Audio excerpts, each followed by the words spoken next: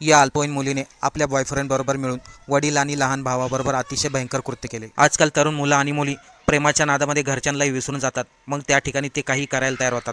असंच काही या अल्पवयीन मुलीने आपल्या बॉयफ्रेंडसाठी केले। नेमकं काय घडलं हे पाहण्या अगोदर चॅनलवरती नवीन असेल तर सबस्क्राईब आणि फॉलो नक्की करा। राजकुमार विश्ववर्मा असे वडिलाचे नाव। ते एक रेल्वे कर्मचारी असून त्यांना 2 मुलं आहे, एक मुलगा आणि मुलगी। मुलीचे एका मुलावरती प्रेम होते, परंतु राजकुमार विश्ववर्मा यांना त्या गोष्टी माहिती झाल्या होत्या, म्हणून त्यांनी मुलीला घराबाहेर जाण्यास नकार दिला। त्याच दिवशी मुलीने बॉयफ्रेंडला रात्रीच्या वेळेस घरामध्ये घेतले। घरामध्ये घुसताच त्या मुलीच्या बॉयफ्रेंडने वडील राजकुमार विश्ववर्मा यांच्या डोक्यामध्ये कुऱ्हाडीने वार केले। त्या आवाजाने मुलीचा लहान भाऊ जागा झाला आणि बहिणीचे पाय धरले आणि म्हटला, वडिलाला मारू नका।